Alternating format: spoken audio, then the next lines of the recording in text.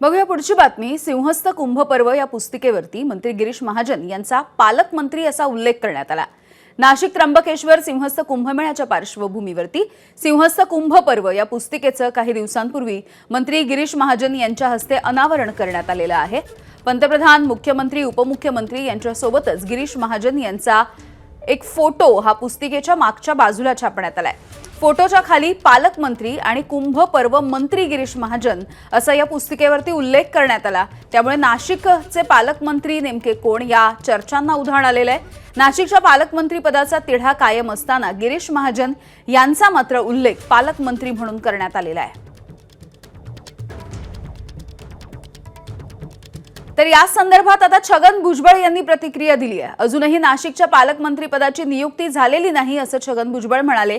गिरीश महाजन यांच्या पालकमंत्री पदाच्या बॅनरवरती मंत्री छगन भुजबळ यांनी ही प्रतिक्रिया दिलेली आहे।